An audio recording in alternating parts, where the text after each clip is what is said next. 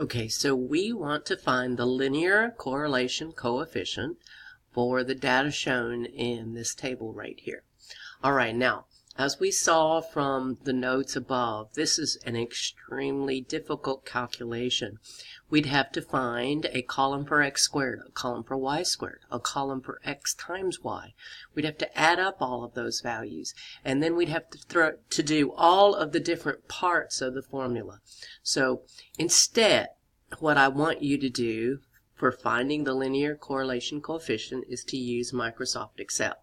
So we can take this right here and we can copy and paste this information into Microsoft Excel. Now I've already copied it in here. Whoops, that's not it. Let me just, there we go. I'm going to move this over though so you can see it. Okay, so there it is. I've copied and pasted this into Microsoft Excel. Now let's notice that the very last item in these two columns is actually the sum of the columns. So that's not really our data. I'm going to find the square of the linear correlation coefficient. So I'm going to use equal RSQ.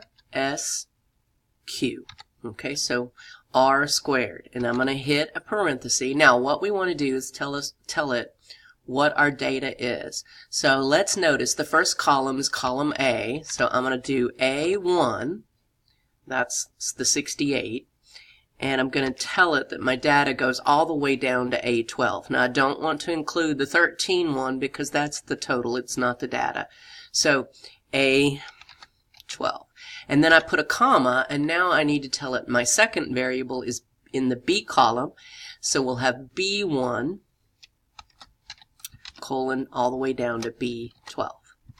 And when I hit the enter, it's going to tell me what the square of our linear coefficient is.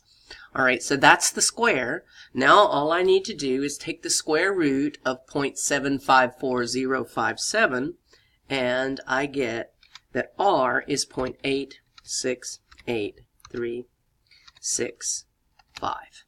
Alright, now remember that if the linear coefficient is close to 1 or close to -1, this has a strong linear correlation. In other words, if we draw this in a scatter plot, we plot these points except for this last one, which is the total, it'll look really close to being a straight line.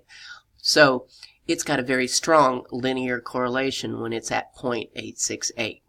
If this were more like 0.368, that would be a very weak linear correlation. And when we drew a graph, we'd see that the points are very far spread out and don't really look like a line in that particular instance.